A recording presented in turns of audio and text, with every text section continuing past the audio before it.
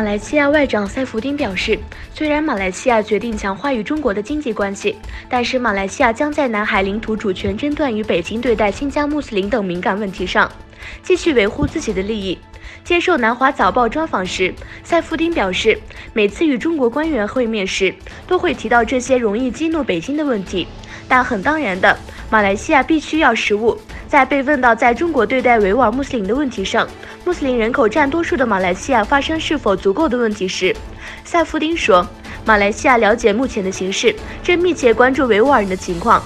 并已经通告北京。马来西亚严肃看待这起事件，表达极其关注，但马来西亚还未决定今后将如何采取行动。国防和科技公司的生产以及军事和情报活动交织在一起的美国，利用一项新举措，标志着中国的科技巨头华为作为中国国家的间谍工具。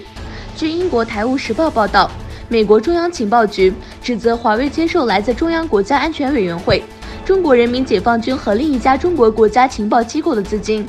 华为面临着与中国政府有关的众多指控，公司否认了间谍指控。众所周知，华为创始人任正非是前中国人民解放军高管。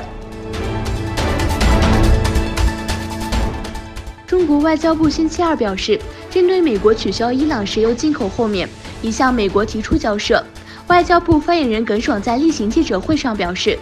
中国同伊朗在国际法框架内开展正常的能源合作合理合法，必须得到尊重和保护。他表示，伊朗是全球重要的石油生产国，伊朗原油出口对国际能源市场稳定具有重要意义。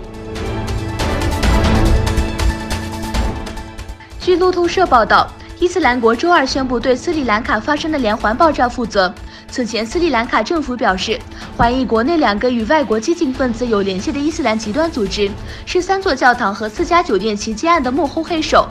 与此同时，联合国儿童基金会宣布，在斯里兰卡复活节恐怖袭击事件中，包括5名外国人在内的45名儿童丧生。斯里兰卡官方表示，爆炸袭击导致321人死亡，约500人受伤。反对沙特阿拉伯和阿联酋宣布，他们将在军事政变后向苏丹提供30亿美元的援助。示威者高呼：“我们不希望沙特支持。”沙特阿拉伯和阿联酋宣布，在军事政变后，他们将向苏丹提供30亿美元的援助。据半岛电视台报道，会议期间，许多示威者表示，他们怀疑这2国统治者在帮助民意下试图影响他们的国家。